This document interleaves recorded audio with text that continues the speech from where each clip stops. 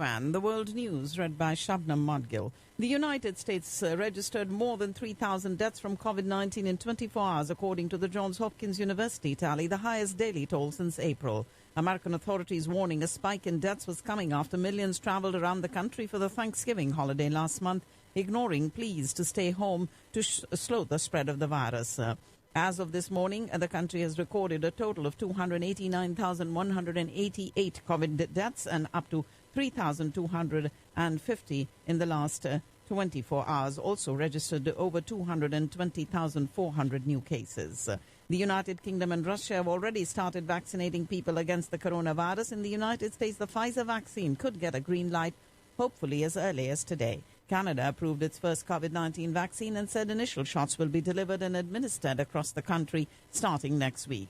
The U.S. Senate is expected to vote as early as today on a one-week extension of federal government funding to provide more time for legislators to work out a large spending package, including coronavirus relief, if lawmakers can reach a deal after months of argument. The Bill and Melinda Gates Foundation is stepping up its fight against the COVID-19 pandemic. And today the foundation, which is the largest private foundation in the world, said it will commit an additional $250 million to support the research, development and equitable delivery of COVID-19 tests, treatments and vaccines. It marks the foundation's largest single contribution to the COVID-19 response to date. The foundation's total commitments to the COVID-19 response now tallies at $1.75 billion. Almost 30 staffers and members of Michigan's House of Representatives have contracted the coronavirus this year, a week after Rudy Giuliani testified maskless in the chamber and 3 days after it was announced that he had tested positive for COVID-19. The 76-year-old has been traveling around the country defending baseless allegations of widespread voter fraud in the presidential election and appeared in several public venues without a mask before he was announced positive for COVID-19. A group of 48 U.S. attorneys general, led by New York, filed an antitrust lawsuit against Facebook, alleging the social media giant is violating antitrust law by buying up competitors and depriving consumers of alternatives that would better protect their privacy. The Federal Trade Commission filed a separate suit alleging similar antitrust violations. And President-elect Joe Biden is expected to nominate Catherine Tai as U.S. Trade Representative. And President-elect Joe Biden is considering nominating his former presidential rival Pete Buttigieg to be his ambassador to China. The Trump administration is planning an unprecedented 5 more federal executions before President-elect Joe Biden's inauguration, starting with a Texas street gang member set to be put to death today for his role in the 1999 slayings of an Iowa religious couple whose bodies he burned in the trunk of their car. SpaceX launched its shiny bullet-shaped straight-out-of-science fiction Starship several miles into the air from a remote corner of Texas yesterday, and the 6.5-minute test flight ended in an explosive fireball at touchdown, the highest and most elaborate flight yet for the rocket ship that Elon Musk says could carry people to Mars in as little as 6 years. The U.S. Senate fell short in trying to halt the Trump administration's proposed $23 billion arms sale to the United Arab Emirates, despite bipartisan objections to the package of F-35 fighter jets and drones stemming from a broader Middle East peace agreement. The United Nations has said it is alarmed after one of its convoys was shot at in Ethiopia's Tigray region over the weekend. And gunmen shot and killed a female TV anchor in eastern Afghanistan early this morning. The leaders of Iran and Afghanistan inaugurated today the first railway link between the two countries, expressing hope it would enhance trade links across the region. And a United Nations analysis of photos of 4 anti-tank guided missiles in Libya found that one had characteristics consistent with the Iranian-produced Dehelvi missile, according to UN Secretary-General Antonio Guterres reporting to the Security Council. A military parade was held today in the Azerbaijani capital in celebration of the peace deal with Armenia over Nagorno-Karabakh that saw Azerbaijan reclaim much of the separatist region along with surrounding areas. Ghana's main opposition party, whose candidate came in second in a tightly contested presidential election, has said it will contest the results announced by the Electoral Commission. And the joint UN-African Union envoy for Darfur has cautioned that mistrust still runs deep in Sudan's troubled region and urged the transitional government in Khartoum to embark on the huge task of gaining the trust of the local people. South Africa is seeing a dramatic rise in COVID-19 cases and bracing for increased hospitalizations and deaths. And 5 years after the Paris Agreement, the European Union's climate credentials will be put to the test as the bloc's leaders meet today to try to seal an agreement to reduce greenhouse gas emissions by at least 55% by the end of the decade compared to 1990 levels. Britons will be precluded from travelling to the European Union countries in the new year when the Brexit transition period ends. Travellers from a limited number of countries with low coronavirus rates are allowed to visit the European Union countries for non-essential travel. Germany has reported its highest one-day total of new coronavirus cases, while the number of deaths linked to COVID-19 has climbed above 20,000. And Germany will have no choice but to introduce tougher restrictions to curb coronavirus infections if people do not reduce contact significantly.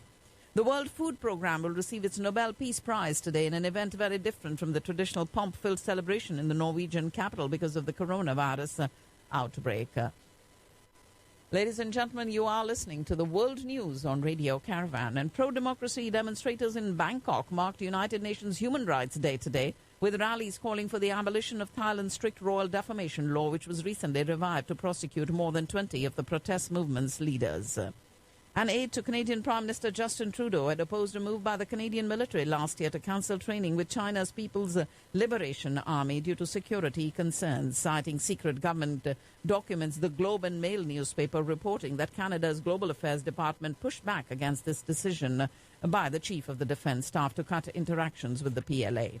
The United States slapped sanctions on Wan Kokoi, a leader of China's 14K Triad organized crime group, and 3 entities owned or controlled by him. China urges the United States not to go further down the dangerous and mistaken path as they impose financial sanctions and travel bans.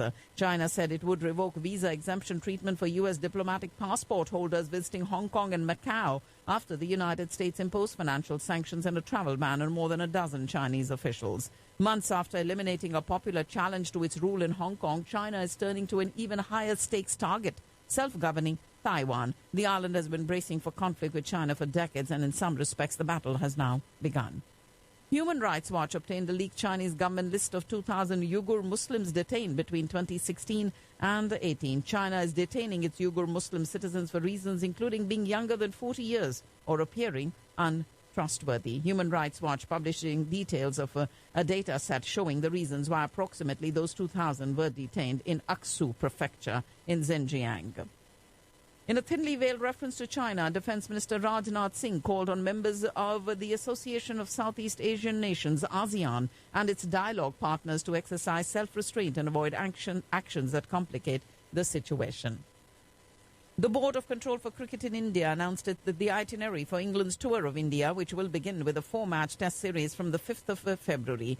The third match of the series will be a day-night affair, which will be hosted in Ahmedabad. And Indian skipper Virat Kohli would be ending the year as the number 1 ODI batsman after retaining the top spot in the latest ICC rankings. His 250-plus scores in the recently concluded ODI series against Australia cemented his spot at the top with 870 points.